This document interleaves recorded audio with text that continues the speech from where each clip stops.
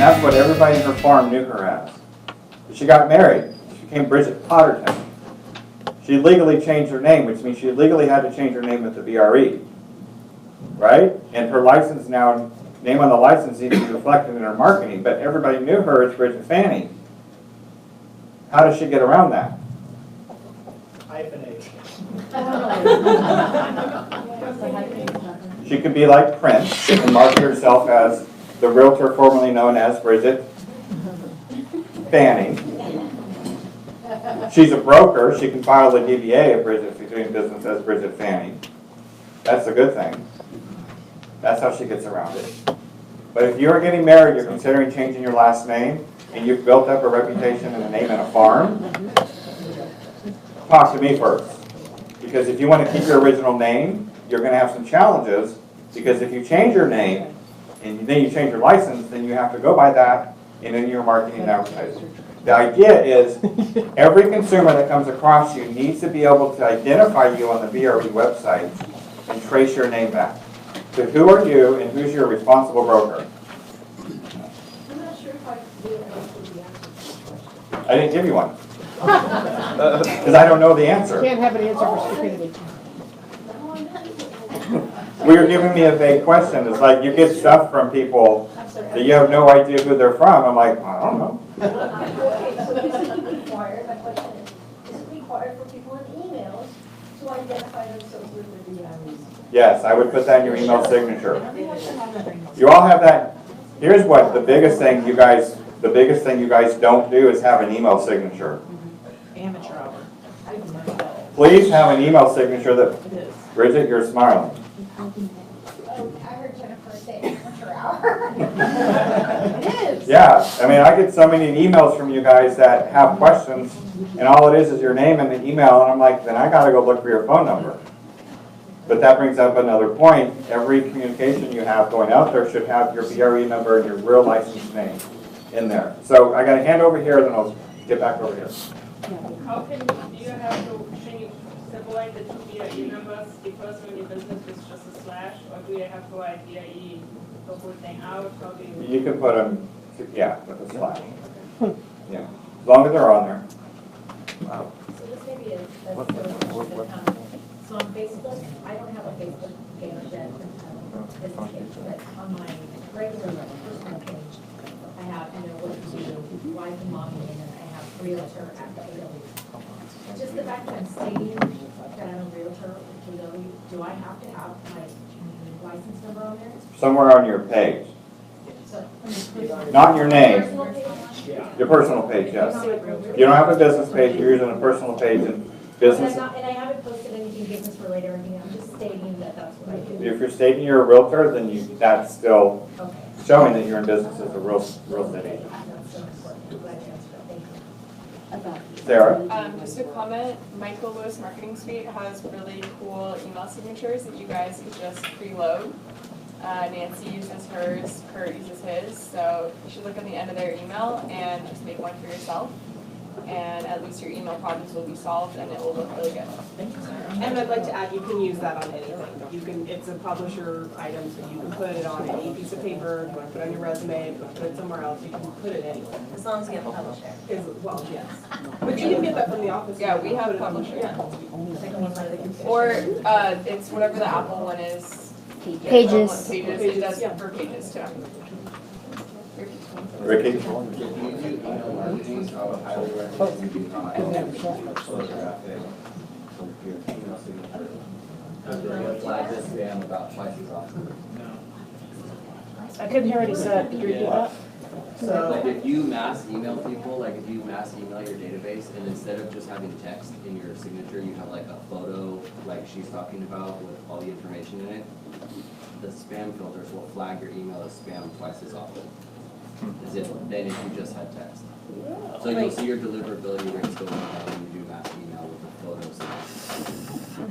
Drop the mic. If you're doing math, Yeah. Even if it's just your picture, like you have a text signature and then your photo is attached to it, you'll get flagged as spam.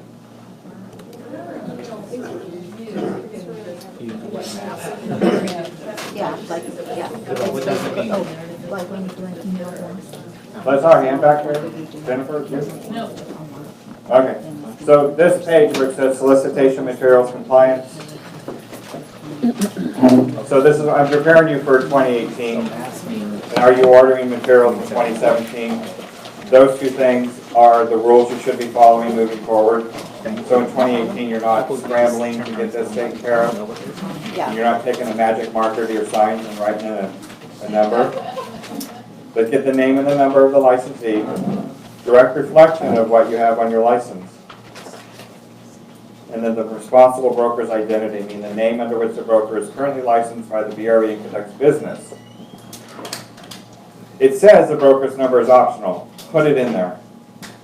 If you're doing it, you might as well just add it. This also includes websites. Vinny was kind enough to let me address his website. It didn't have the broker identified on it completely. He had Keller Williams in there, but the Keller Williams has to be larger than the smallest font type. You know what I mean by that? Yeah. So it has to be larger. So his was about the same. So Keller Williams has to be a little bit bigger than the smallest font type on the page. Whose rule is that? So if you guys have custom pages, please make sure, from an outside source, please make sure they're, I know some of you had them built. Make sure that they're compliant. Run them through Sarah. Okay?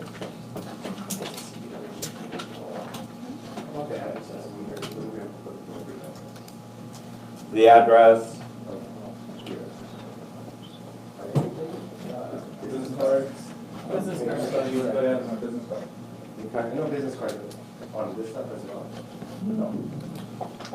You know, I don't know that rule. I can check on that. My guess would be no for now, but Business card, letterheads, and loads. yeah. Okay. Any questions on that? So on the next page of that, Oh, yeah, I just wanted to ask you because I went to SDAR and I don't know if you can confirm this or not, but they said whenever you use the word realtor, that it has to be all caps with the registration logo, yes. or you will be fined. And anywhere you use it, even if you just use it on your business card or on. It's a trademark. We're just a moving target. Trademark. So you have to put the little insignia. So the second page is here's your types of advertising: business cards, stationery, flyers, advertisements on television, print, or electronic media. Anybody have an idea what electronic media or combination TV electronic media you might be missing? Some of you have a YouTube page. You're doing videos. And that's going out to the universe. For sale sign, open house signs, directional signs, if your name's on it. If it's a plain open house, this all says it's open house, you don't need anything on it. And any other materials designed to solicit the creation of a professional relationship between the licensee and the consumer. Okay? Fun stuff, huh? Any questions on that? Yes, who do we go to in the office if we would like somebody to clarify for us? Either me or Sarah. Thank you. Next page, the real legal. I'll just breeze through this one, but it's been, and we talked about this when advertising team names. They change the law, they change it back, they change the law. But if you're doing it, you cannot advertise a broker policy, your name as a team or a group unless you are a group. And you have a DBA filed under that. Again, it's got to be identifiable back to the broker. Okay? Okay. Bridget, come on down. And thanks for participating today. There are many times we're going to talk about some Zillow changes. So, what happened in May? Okay, so in February, Zillow announced that they are no longer going to allow manual listing input as of May 1st. And for some reason, nobody seemed to know about it. Does everybody follow Inman News? Yes. Okay, if you don't, you should. They've got a lot of really good content about a lot of things happening in real estate right now. Can I make a comment on that? You all have Inman News as part of your KW. So you go to your back office at kw.com, and I think under marketing or something, but look for the Inman News, and you click on that, and you get that version for free. And a couple days ago, that was the main article, was about how agents are freaking out about the new manual listing input. So for those of you that don't know, Keller Williams had an agreement with Zillow where our listings are leads, basically. So what happened was our agents as KW were able to promote ourselves on the page without paying them anything, and we were the only agents on our page. If you go to most listings, you see 3 or 4 realtors on each page. With KW, that wasn't the case, except for if it was a manual listing.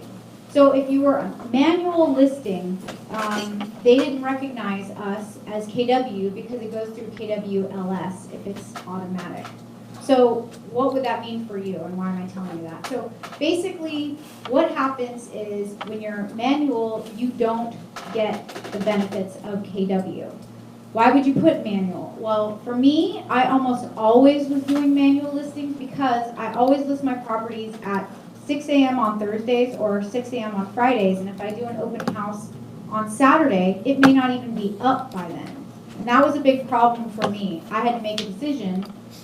Do I lose out on potential leads and have other realtors advertise there, or do I hope for the best and not do it and see what happens and see if I get Zillow at my open house or the buyers from it? So what happened is they cut all this off on May 1st. They're trying to level the playing field. There's a lot of different MLSs across the country, as you probably know, and that really complicates things for them. Zillow claims that the reason that they're doing that is to make the information more accurate. Has anybody ever seen anything inaccurate on their own listing on Zillow? That was their own fault? No, it was not, right? Okay, so I thought that was kind of funny, but I think that is important for you to know, because when you go in and you try to update your listing, you can't really do it anymore. You have to go in through like the seller channel. You can kind of do it. I've been working with Jay. If you all follow Lab Coat Agents, he's one of the guys in Zillow, one of the managers that kind of runs things. So he's been a little bit helpful, and their team right now is just absolutely swamped. So if you email Zillow asking for questions, it will take at least 3 days to get a response, where it used to be an hour or 2 and you get a response. The other big thing about that is,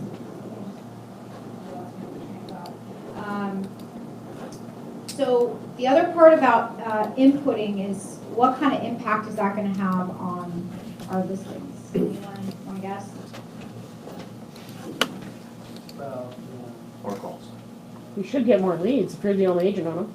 Well, yes, but there's one other downside with what happened. So did you all know that there was a little bit of a trick that I think a lot of you know, where if you type in the advertising remarks, your remarks, and then you say, for a private showing, call Ricky or call Bridget, call Leslie. You can't do that anymore. You can do it, and to certain websites it will go out, but what I just found out from Zillow finally confirming this for me yesterday is that if you do that in the advertising remarks, does everybody know what I'm talking about in the MLS, that second section underneath the remarks? If you do that, they will scrap your ad. So you'll still be a listing, but instead of your beautiful description, model home, it will say, this is a townhome, 3-bedroom, 2-bath, 1,600 square feet. And that's it. So you lose your advertising remarks, and then of course you lose your private remarks of getting people to call you directly. So there's a couple of downsides. There's a lot of changes happening. I'm sure there'll be continued changes happening because they're getting a lot of pressure from a lot of brokerages from around the country. Yeah, Gavin? How does this affect coming soon listings? So to do a coming soon listing, you have to be a premier agent. I think you have to pay about $10 or something to do that. I do not pay Zillow and I hope to never have to.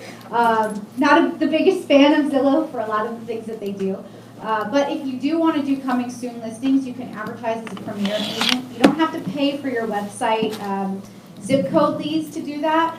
So it's an inexpensive way to do it, and you can still advertise you're coming soon, and you can manually input those. Yeah. Any other questions?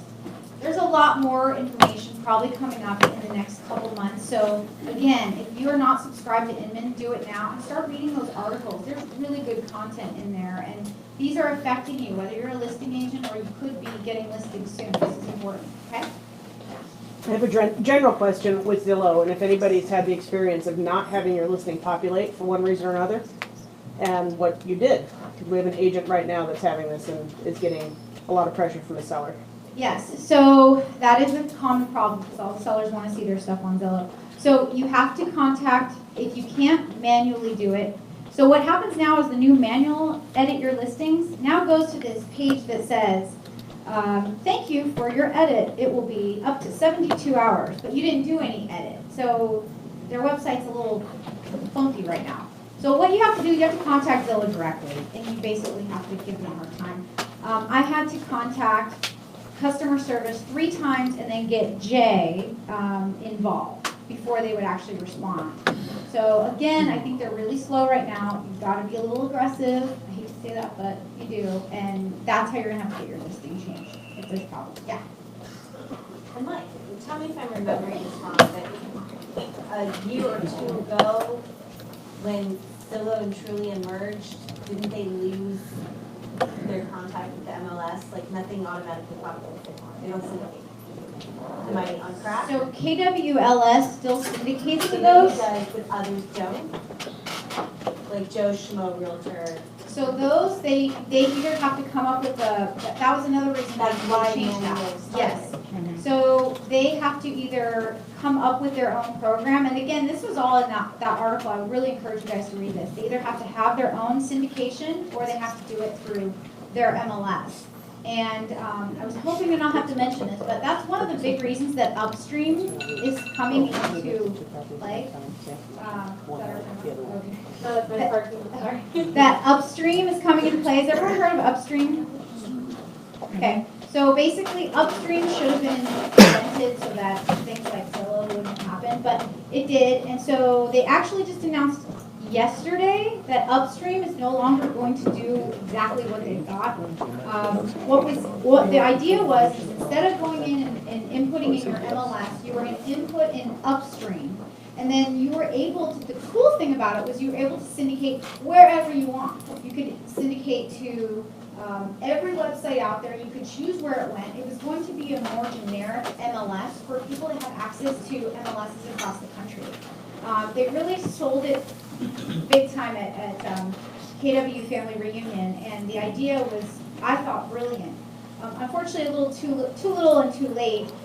And the other thing they just announced yesterday, if you were paying attention, is now they're actually reversing it. They're getting too many local brokerages and our boards giving them a hard time.